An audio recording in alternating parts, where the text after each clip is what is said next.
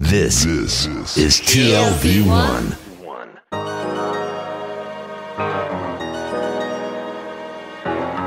The Tel Aviv Review. Hello and welcome to the Tel Aviv Review. I'm your host, Gilad Harper. Every week we bring you conversations with authors about the books and research and other things that we like. And if you like us, please consider becoming a Patreon supporter by going to our homepage, that's tlv1.fm/Tel Aviv Review. Scroll down to the bottom and click the big red button that says Patreon, click and support us. Some of you have been doing this for months and years, and we cannot thank you enough. My guest today is Professor of Political Theory at SOAS, the School of Oriental and African Studies at the University of London. Her book, The Colonizing Self, or Home and Homelessness in Israel-Palestine, was published by Duke University Press in 2020. Professor Hagar Kotef, hello and welcome to the Tel Aviv Review. Hello, Gilad, and thank you for having me over. So the book looks at home both as a physical endeavor and as an object of attachment against the backdrop of the Zionist settlement in Israel-Palestine and the dispossession of Palestinians that it entailed. Now, one turn of phrase that really caught my eye was that you write that in your inquiry, you treat home as, I quote, a technology of violence. Can you explain what that means? Yes, and I'm going to give you two answers. One is more philosophical maybe, or scholarly, and one is more direct, political and historical. So starting with the second, what was at stake in the formation of Israel was the establishment of a homeland for the Jewish people. Now, probably not necessarily so, but in the concrete way by which it was formed, this establishment of a homeland and the actual constructions of many, many homes, because Zionism was a massive project of basically building homes. What was at stake in this process is the displacement of Palestinians. And this was both a displacement on massive scales, the eviction of Palestinians from their land, but also much more locally, the eviction of Palestinian people from their homes in which Jews then end up inhabiting. And so the establishment of a home, whether we think of these projects of bulldozing Palestinian villages in order to evacuate land for new Jewish settlements, or whether we think of the establishment of a home as a more, metaphorical space of attachment that Jewish families then establish within the Palestinian homes that have been evacuated in 1948. In these different meanings, home is a tool of violence. It's a project it's a violent project, if you'd like, because of this displacement. Now, if we think about it scholarly, there is a vast literature that the book touches only in the introduction, and I should say that many questions I get is about why do I not talk about it more? But I don't talk about it more because there is a vast literature that talks about homes as spaces of violence. Violence against women, violence against children. We can expand it to projects of domestications that take place as part of projects of assimilation of indigenous communities over the history. So home is not a romantic place necessarily. But so many, especially feminist scholars and post-colonial scholars, wrote about the space of a home as a space of oppression. And what I want to think about is something slightly different, which is to think of the home itself as a tool, right, of destruction and because violence. it is basically very two different types of applying this violence, because it's not, when in the case of Israel and Palestine, we're not talking about violence that's happening within the home, we're talking about the external violence that the mere construction of that home created. Exactly. Mm-hmm. You said earlier that it wasn't necessarily so. And indeed, if you look at especially what early Zionists wrote and said, and I'm sure that many of people who supported Zionism subscribed to that notion that Zionism was constructive in a very positive sense. And also, you said that about you can consider other forms of colonialism, whether settler colonialism or not, as bringing prosperity and modernization, etc., to those territories. Now, in the case of Zionism itself, do you think that the way that it unfolded, eventually, this very clear dichotomy between construction and destruction, between creating a home and dispossession, was it just one option out of many that could have been taken? Do you think there's any merit in that claim that this construction could have brought prosperity for the indigenous people themselves, or was it a necessary outcome? I would be very worried of ascribing to colonial projects the possibility of bringing prosperity to indigenous populations, mostly because historically this has rarely been the case. And even if colonial projects have used this language in order to justify what was always at stake is the prosperity of the white people back at home or the white people who were moved to the colonies. But even if we can imagine a hypothetical case in which really you do have this project of a white man's burden, in a way, in which the well-being of the occupied population is really what's in the mind and the desires of the colonizing power, I would still say that it is politically problematic.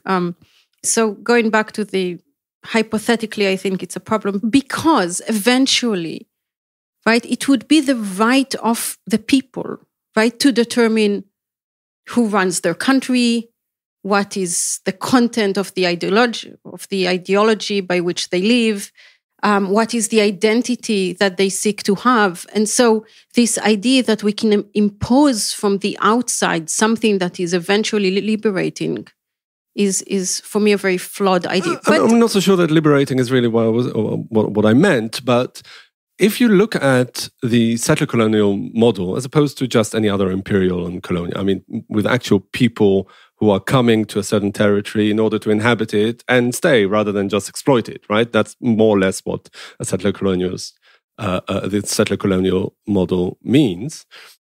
There needs to be some form or some methodology or some strategy of engaging, whether positively or negatively, with the indigenous population, whether it's dispossessing them or maybe it's integrating them in some form or another. What insights does relating to the settler colonial model yield in that sense? So let's change settler colonialism with immigration.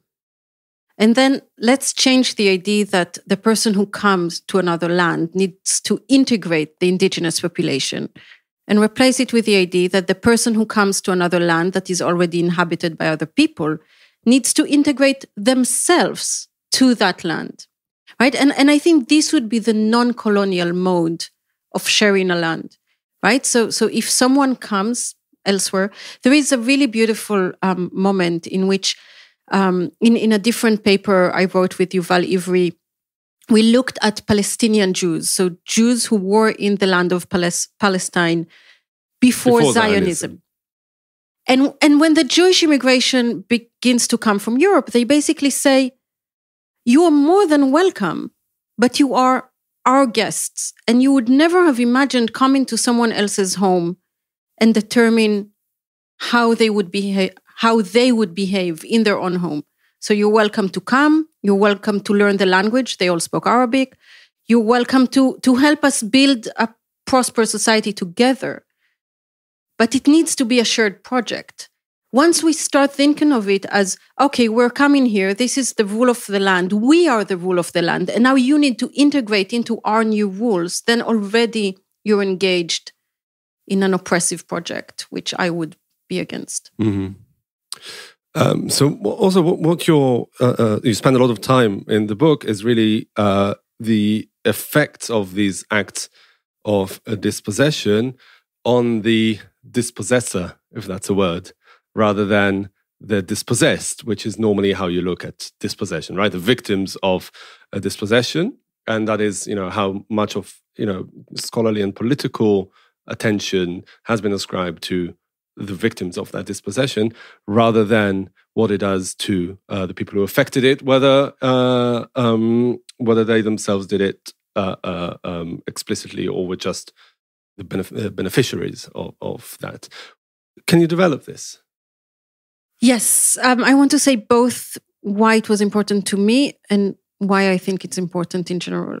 So to me, it was important because this is where I come from. I'm a Jewish Israeli. This is my history. This is my politics. Today we talk about positionalities. This is my positionality.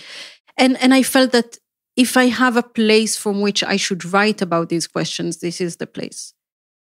But also I think it's really, really important to understand the position, and I try to even talk about structures of feelings of the occupier, the colonizer, in a reality of massive inequality of power.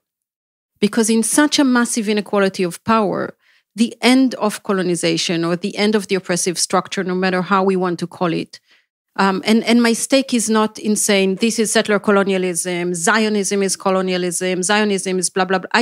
I really don't care about these categories.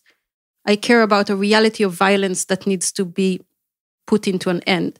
And I think we can put it to an end only if you have a buy-in from the stronger side, in this case, Israelis. And we're speaking here on May 10th. Only yesterday, Israel bombarded again in Gaza, killing again children and women and people who were not involved. And today, people from the left parties, right, could tweet things about, oh, it's good that our pilots returned home safely, as if Hamas and Jihad have the power to take down an Israeli plane.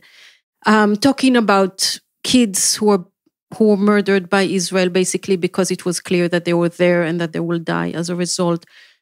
Talking about this as a problem in explaining Israeli politics, not even like paying, the lip service to say, oh, it was an unfortunate tragedy, but unfortunately it was necessary. We're not even there anymore, which I find astonishing. And I think we must understand this process. And I try in the book to talk about it as a historical process, because I do see a change in Israeli politics of how we came to be so indifferent to both Palestinian suffering and to our own position, right? As people who can cause so much suffering. No, but the answer is clear. And I think that, to me, it's what's really surprising is that it didn't happen before.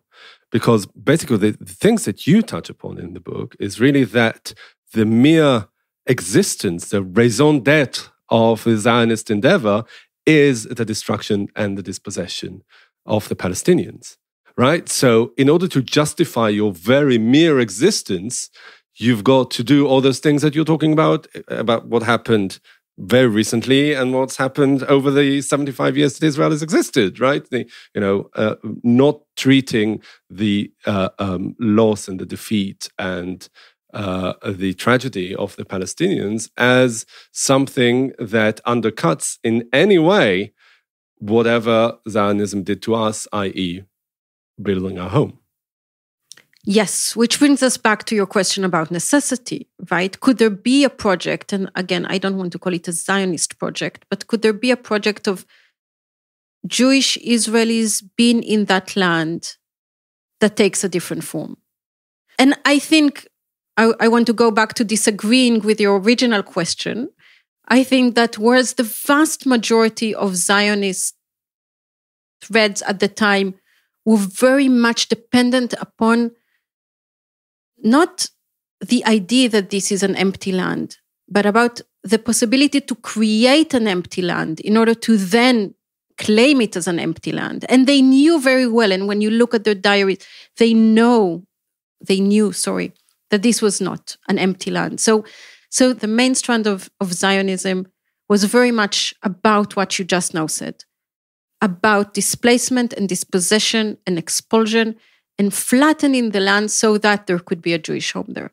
But there were other options that were on the table at the time, options of sharing the land. And then my question is whether now we can find a place in the, I almost want to call it mentality of Israelis, to say, okay, you know what, your very existence is not dependent on this violence. We can exist differently in this place. But I think for this, something about how we understand Israel's approach to violence needs to be changed. Yeah, but also how, how people understand their own existence.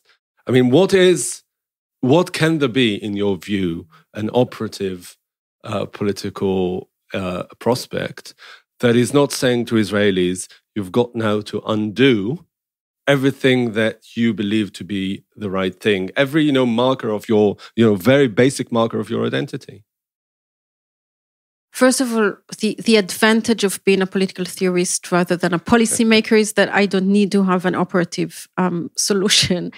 And I'm saying that half jokingly, but like in reality, I mostly want to cry because I cannot see any real way at the moment past. No, but you did say that in the past there were other options, roads not taken, that were a lot less popular than the main one that eventually unfolded to be what we know as Israel today. But so maybe, take a historical look rather than a look forward. What were these other options of not resorting to violence that could have assured, to some extent, the existence of, as an Israeli, a Jewish nationality for the people of Israel, who are today, a national collective? Yeah, it's a good question, and I guess in order to properly answer it, we need to spend a few days like going back to the different points in time in which things shifted this way or another. And I think the further back we go, the more radical our options can be, right? So the most conservative option would be to go back to 1967 and basically not occupy. Well, the two-state solution in a sense? It's two-state solution in a sense. Now, this is not a full solution because it doesn't solve all the problems, such as the problem of the Palestinian citizens of Israel. But it solves a fair chunk of the problem. It's no longer an option because of what Israel has done over the years in the West Bank. Meron Ben-Benisti said already in the 80s that now it's an irreversible possibility, that binationalism is a fact on the ground. Yes. And certainly after that, right? Like you cannot, there is no possibility now of evacuating Hebron or Kiryat Arba or all these places because it would end up in a civil war. And no prime minister in Israel is willing to risk a civil war. But let's pretend we go back to 1967, right? This would be my most modest version. But if we go back to before 1948, the kind of option that I hinted towards with the words of the Jewish Palestinians who invited, right, the Jews from Europe to come and share the land, I think a different attitude towards binationalism, towards the relationship between Jews and Palestinians on the ground, the very understanding that this is a land that needs to be shared, that cannot be controlled by one side or another. Once upon a time, right, when the balance of power was more even, could have led to a very different state formation. But I think that the state formation has also led to some kind of, as you kind of insinuated, towards a subject formation, a mode of how people understand their very existence and identity in a way that is very difficult to revert today. Yeah. So do you think that, but again, by focusing on the beneficiaries of that dispossession, is there any, do you suggest, whether explicitly or not, that Israelis themselves are also victims of that act of dispossession? I would not say that, unless we want to be very, very, very, very loose with the word victims. But to be victim, you need to then suffer some consequences, and Israelis have mostly benefited from these consequences throughout time. And even no, but also the moral corruption of Israeli society that you alluded to just now. Isn't that some form of no, because consequence? Also the moral corruption, the victims of that moral corruptions are the Palestinians. They're not Jewish Israelis. I want to see how we can extrapolate it to other, zoom out of the Israel-Palestine, the very, conflict itself. Can be other forms of such dispossession also in Israel, but also more universally. But I was thinking about, as I was reading your book, other forms of, home building, home creation, homemaking that entails some sort of dispossession. For example, gentrification, people being priced out of their communities, right? They are, by virtue of other people building homes, are deprived of their sense of home.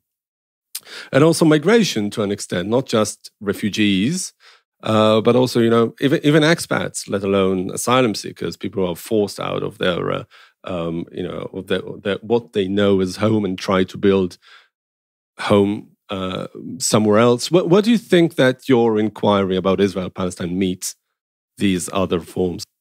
It certainly meets them, and I even pass through them too briefly in the book. But it's important for me to emphasize that the basic argument of the book can apply to these different contexts. I did not think about the refugee part, but certainly gentrification, certainly forms of capitalism, right, that create forms of destruction through real estate, certainly other settler colonial contexts, even if the argument must be tweaked in the edges because no context is completely superimposable on another, the structure of the idea of home as a space of violence is applicable. And maybe it's a good point to say that when I say home as a space of violence, what I try to do with the idea of home, which works in Hebrew and does not work in English, which is part of the main problems I've been struggling with as I was writing the book, is that when I say home as a tool of violence, as a tool of dispossession, I mean home in its two meanings of the concept bait in Hebrew, which is both home as an effectual site, as a site of identity and the formation of the self, and the building in which one lives, right? So the physical thing. And I think it's important. It's very easy for us, or at least it's very easy for me to imagine a building that destroys life, right? So think of like a building falling from the sky on someone else's home and destroys it, which is kind of how we can figure settler colonialism in a way, right? But it was very important for me to also work on the effectual level and to talk about spaces of belonging and spaces of longing and spaces of desire as spaces that precisely through this belonging and longing and desire and senses of selfhood and being part of a community create these forms of violence. Yeah. I want to ask you to go deeper perhaps into what you call your positionality as an Israeli scholar. And you also write in the book that these ideas evolved and even the reality evolved over the course of the several years that it took you to write this book, going back to more than a decade ago now. How did these ideas gestate in you as a native Jewish Israeli?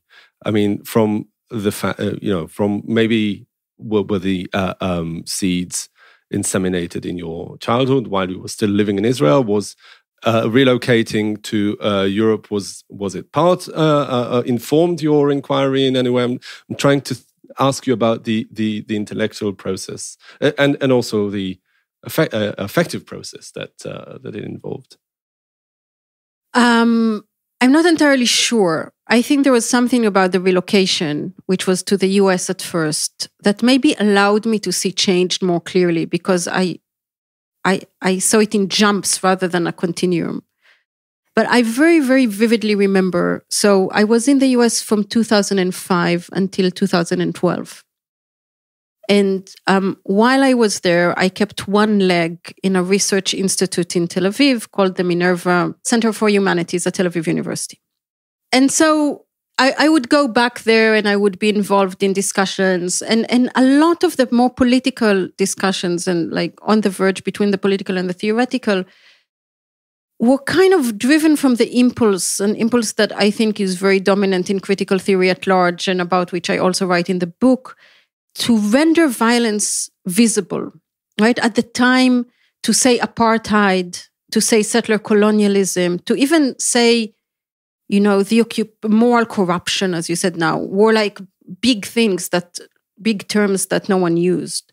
And it was really, really important, we kept feeling, that if only Israelis or the world or whomever is the adversary of this would be able to see all this violence and all this radical inequality and the regimes of separation and oppression and then it will have to end. And the problem is that people do not see. And I remember myself, every time in Israel, I would take someone by the hand and take them to Hebron and take them to the checkpoints and thinking, you know, constantly that if only people would be able to see in their eyes, you know, taking Palestinian children from like the schools in 20, if only people will be able to see in their eyes, it will have to stop, because no one could see this and still be willing to be part of this project.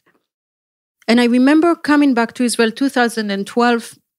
It was the Nakba commemoration day, and we were at Tel Aviv University, and we went to the ceremony. And then it was then a new movement, I think, Im Tirtzu, if you'd will, a right-wing kind of campus watch-like movement, kind of assembled in a counter-demonstration, which was not very common at the time. And they started chanting, "We brought Nakba upon you." There is a famous Israeli song called "We brought peace upon you." So they used the lyrics and the music of "We brought peace upon you," only "We brought Nakba upon you."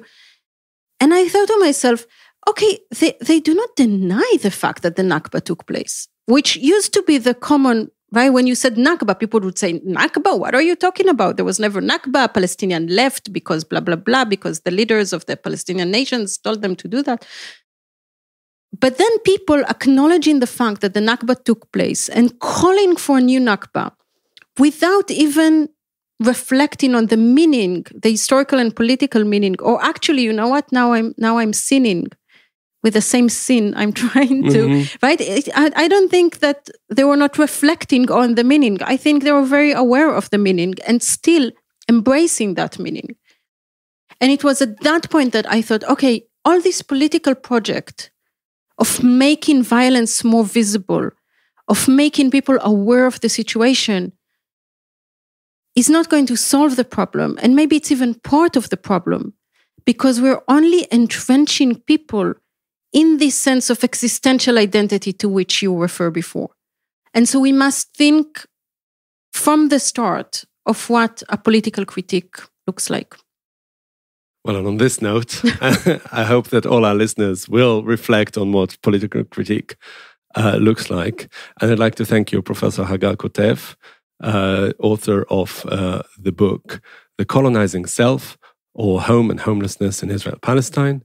Thank you very much for joining us today. Thank you very much. And many thanks to Itai Shelem, the manager of TLV1 Studios. And now we've got a request, because many or most of you listen to us on the Apple Podcasts app, and would like to ask you to please consider writing a review. Good, bad, ugly, it's all up to you. You too can support us by going to our website and subscribing onto our Patreon campaign. Check out our archive. It has more than 900, perhaps already 1,000 interviews to keep you entertained and hopefully annoyed. Like us on Facebook, follow us on Twitter, and most important, join us again next week for another edition of the Tel Aviv Review. And until then, goodbye.